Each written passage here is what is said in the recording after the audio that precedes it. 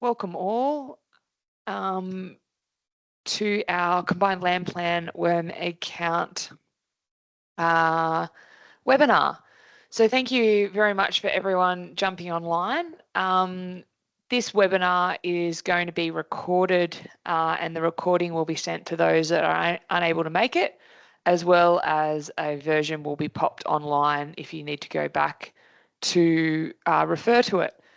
I'm joined today, I've got Victoria Ledger from our sheep genetics team who's helping moderate the chat and the attendees, as well as Sam Walkham, who you'll be hearing from a little bit later as we go through the webinar from the Animal Genetics and Breeding Unit, or AGBU. So firstly, thank you very much to everyone for jumping on today. The flow of today's webinar will go through just a quick recap of where we're at with Combined Land Plan before I hand over to Sam to go through the updates of the module and a glimpse into what the new breeding values for the worm egg count module will look like. As I mentioned before, this will be recorded. We will have the opportunity to stop and ask any questions. So please, at the top of your screen, you should see a chat and Q&A box. If you have any questions that you'd like answered by Sam, Victoria, or myself, please pop them in the chat and we'll do our best to get back to them. We've got plenty of time today to be able to do that. Rightio, so we'll kick off with just a quick recap about what is Combined Land Plan and some of the relevant enhancements that we've carried over into the new worm egg count module that we're going to talk about during today's webinar. But firstly, I just wanted to acknowledge, as all our work that has gone on behind Combined Land Plan, it's been very much a joint effort between the team at AGBU, and as I said, we've got Sam on today to talk to us, as well as the sheep genetics team, which are tasked with delivering and reporting the breeding values for Combined Land Plan. Now, when we embarked in the mission of combining the maternal and terminal evaluations into a single genetic evaluation, we really did this with the intent that we were future-proofing our genetic evaluations, which enable us to deliver evaluations that are going to deliver impact on farm well into the future. So it wasn't as simple as just merging two data sets. We wanted to make sure we were doing a better job and producing a world-class evaluation. So we reviewed, as part of the Combined Land Plan update, how we were managing data, how we were going to improve the speed and efficiency of our evaluations, enable the genetic merit comparison across and within breed to be very, very robust, and then finally, essentially allowing us to have more accurate genetic predictions.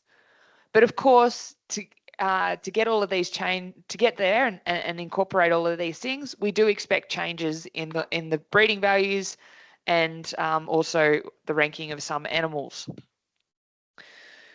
So many of you would have already heard plenty about, and hopefully have had the opportunity to look at your own animals and read on the website and read the documentation. But in August this year, we released the first research phase of the Combined Land Plan evaluation for 26 traits. So those traits were all the main traits of growth, carcass, eating quality, fat, and muscle.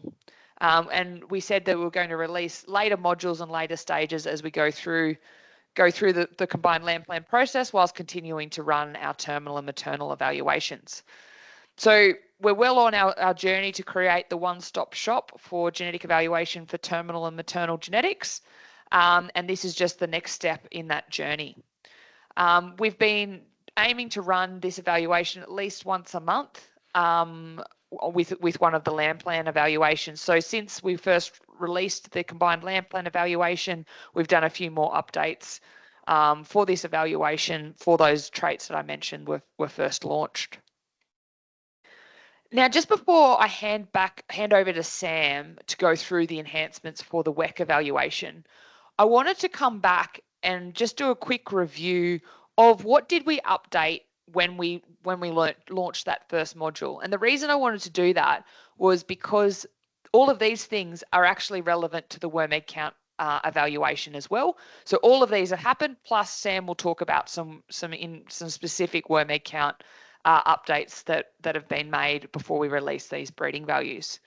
So just coming back and refreshing ourselves, what changed with combined land plan? And if you would like to know more or want to go back and review, we did cover this in a lot more detail in our earlier combined land plan webinar, and also in our documentation for around that first release, which you can find on our Sheep Genetics website.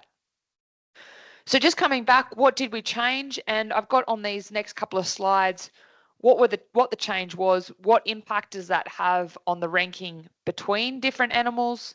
Does that have an impact on the ASBV value that you see? And then trying to quantify the scale or the size of that impact. So obviously with combined land plan, one of the things that has resulted in the change is the merging of the terminal and maternal data sets. We also, due to lack of recent exchange of genetic material between Australia and New Zealand, we'd made the decision to remove the SIL data or the New Zealand data, and you can see the impacts that all of these things have had in the table.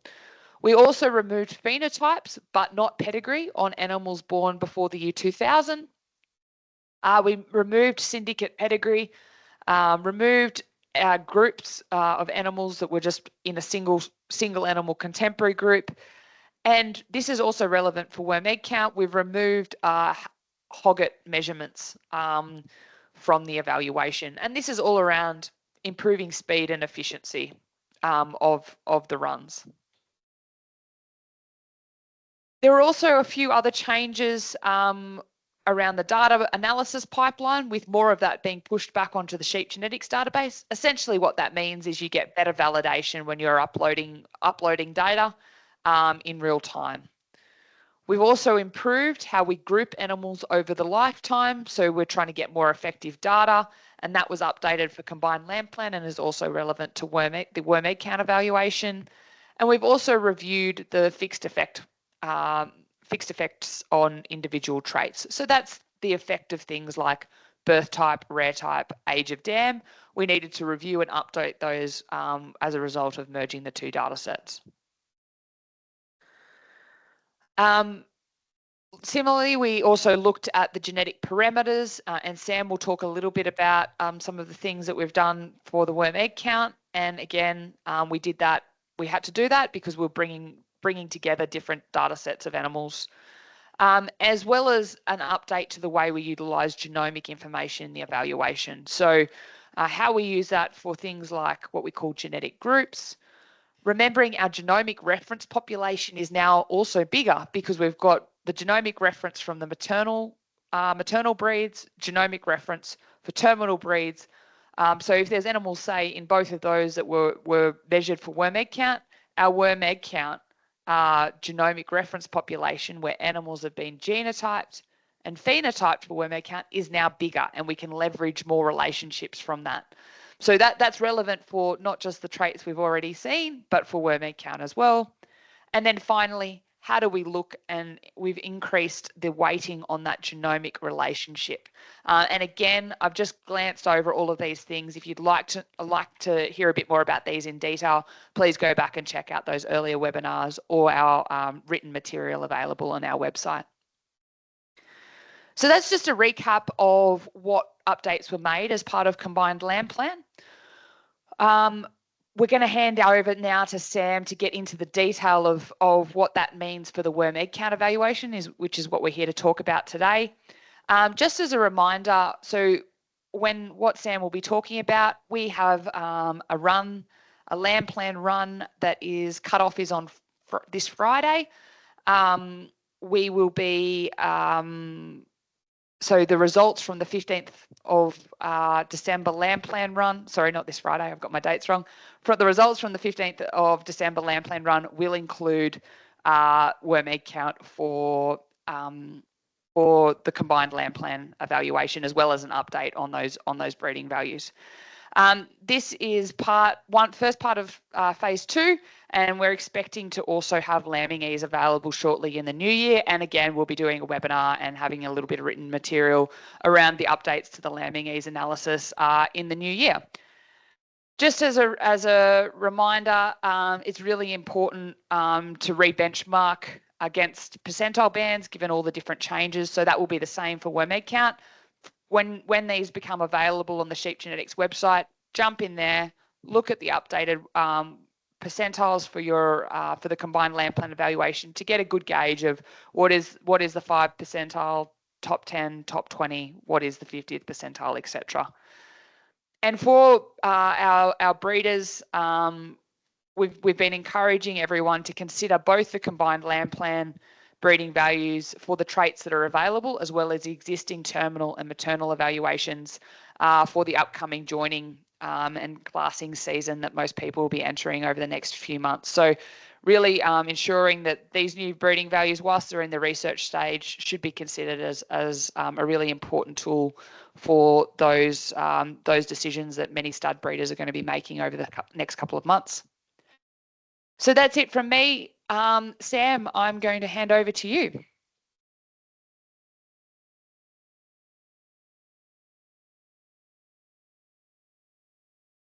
Thanks, Peter.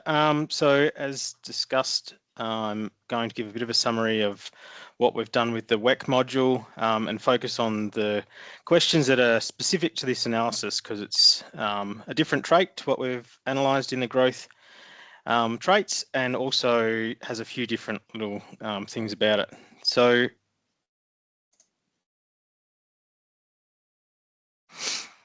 as Peter highlighted, we've decided to remove Hogget WEC from the module. We really don't have a lot of data in there, even when combining the two evaluations.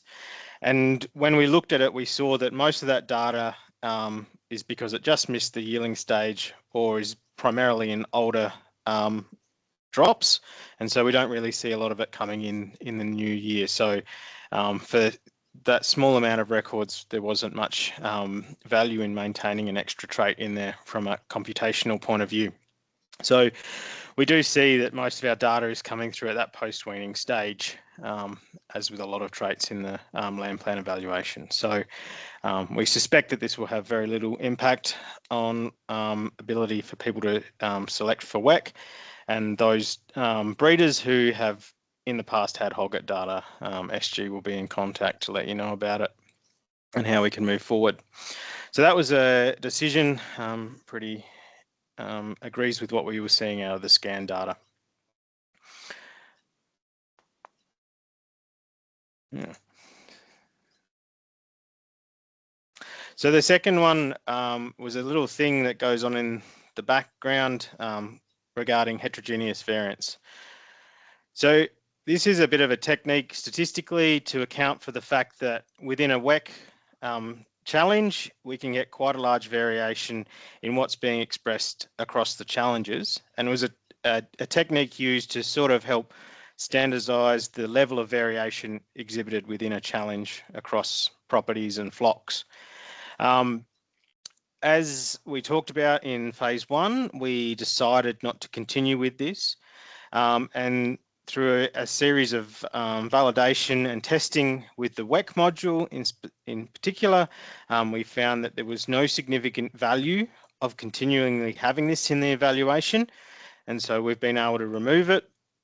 This has huge advantages in regards to computational speed, and allows us to produce an evaluation that is much more robust and longer term without impacting, or in fact, actually whilst improving the quality of the breeding values that we're delivering for our users.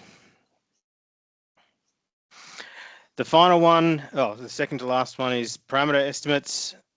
This is something that is done regularly, and what we want is our model to our evaluation to reflect the genetic variation that we're observing within our population. So there's two key points here, looking at our ability to predict how much of the variation in the data coming in from producers is genetic and modeling that correctly. So we do that through the heritability. And then the genetic correlation is understanding the relationship between our 3 WEC traits within the module. So we've done that. We've re-estimated them to reflect the new combined land plan population, taking into account how we've adjusted for fixed effects in the models as per the phase 1 evaluation.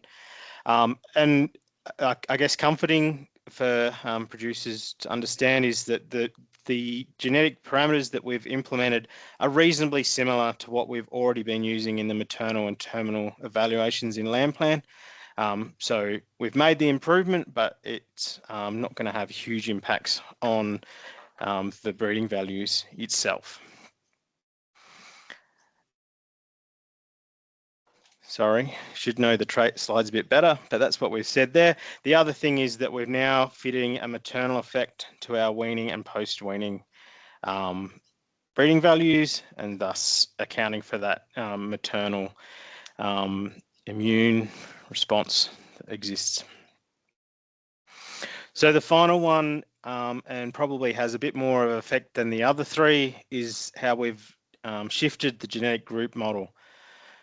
So this now brings the WEC module in line with the changes we made as part of phase 1, where we've got 92 genetic groups at a breed level with some time-based genetic groups.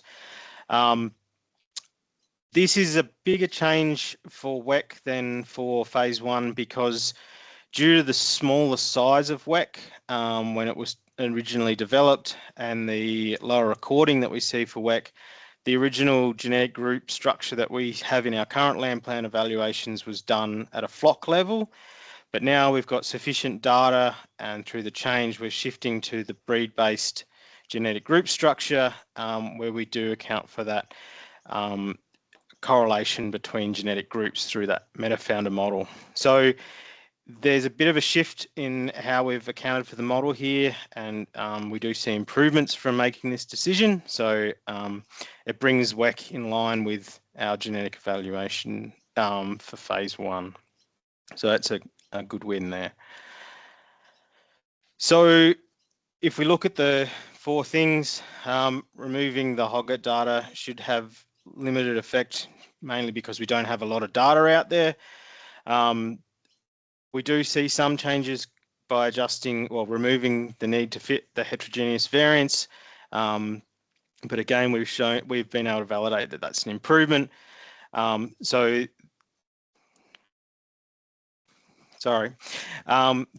parameter estimates are also showing a moderate effect, and genetic group updates will see some moderate change in WEC. In just regards to the changes that will be observed in the WEC module, they are maybe to a slightly lower extent than what we saw in phase 1, but there is still changes. So of course, when we implement a new module, we continue to make sure that we're doing it not only to produce a more robust and long-term surviving analysis, but also to make sure that we're producing a better quality breeding value. So based on our validation technique, one of the techniques we use, which I'll show here, is a part whole approach where we're looking for stability of EBV. So how well does a prediction of an EBV based on genomic and pedigree information and past records align with what happens when new phenotypes come in and more information is added to an animal. So I guess it's the stability of the breeding values as new data is coming in. So here we have a box plot which describes basically how correlated that part to whole validation is for our 4 traits. We've tested Hoggett in this example, but it's still held up.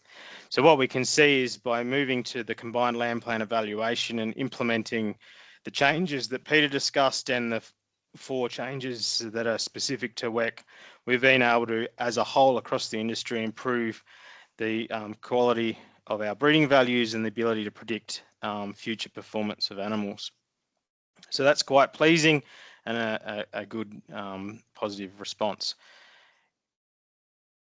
That's at a whole analysis level. This is a bit of a look at the within breeds, and we do see again that improvement. I will note that these may look a little bit less good in comparison to what we saw in phase 1, and that's a little bit of a byproduct of the lower recording for this trait. So some of these breeds don't quite have as much recording for WEC, and we do see that their performance isn't quite as good as we'd like, but that's more a reflection of the low volume of data within that breed type. But they are again showing across all the breeds that we do see an improvement in our quality of prediction of our breeding values. So again, quite rewarding for the and supports the changes we've made. So very simplistically, our validation has confirmed it's better. We are getting a better prediction of future performance and more consistency across the breeds and the traits.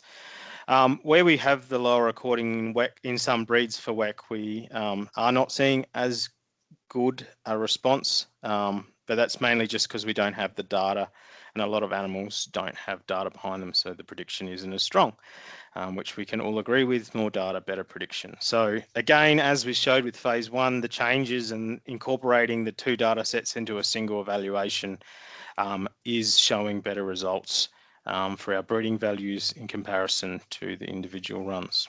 So supporting combined LAMBPLAN once again.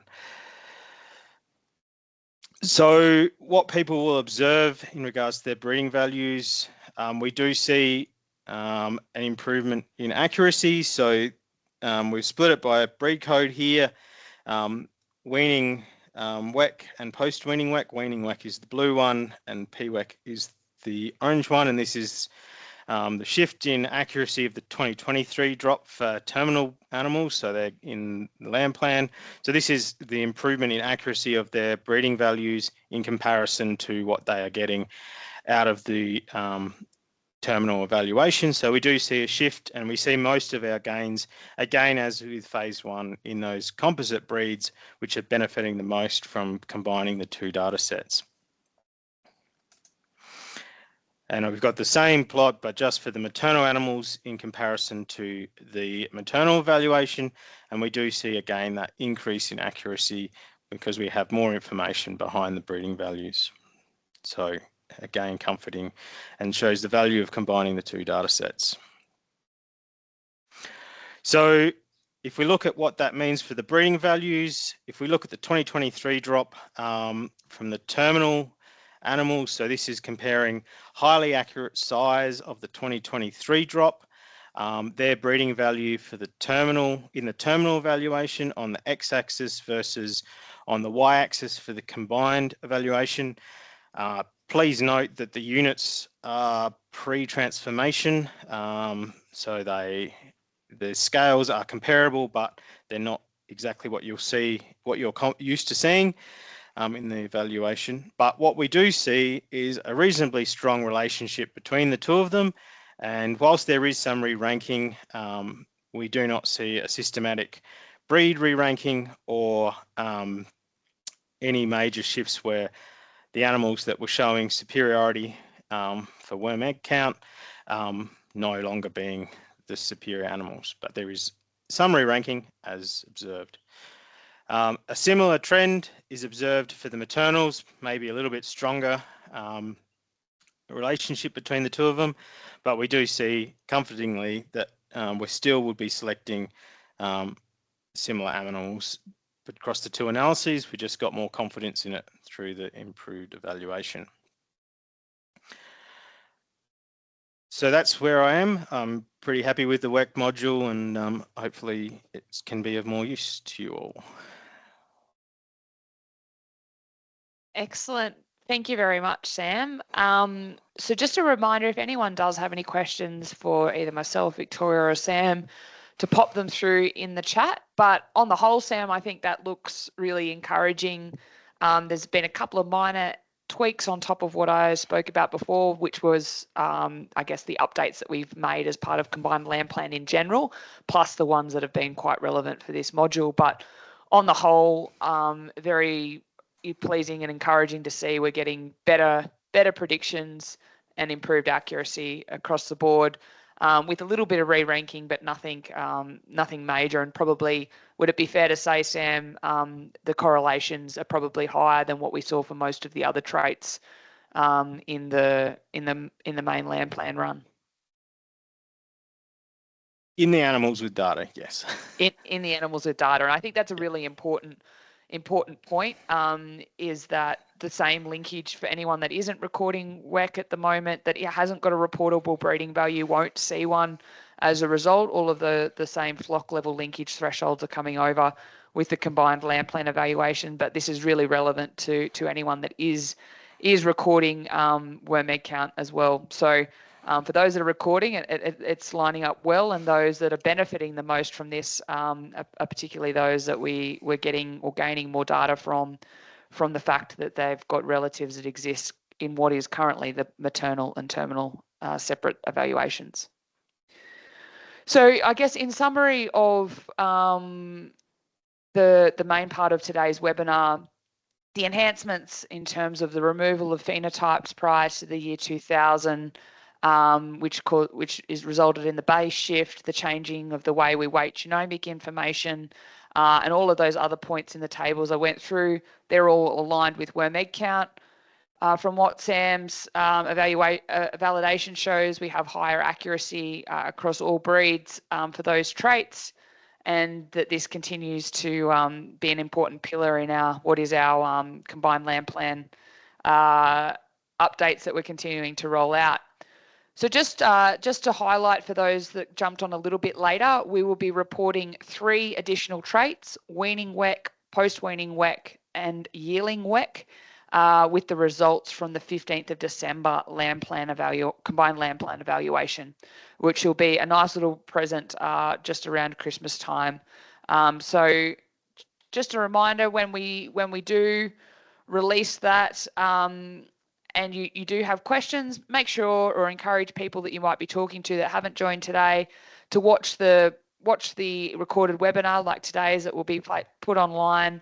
We'll also be updating and adding some further documentation specific for WEC to our analysis enhancements booklet, which is also online.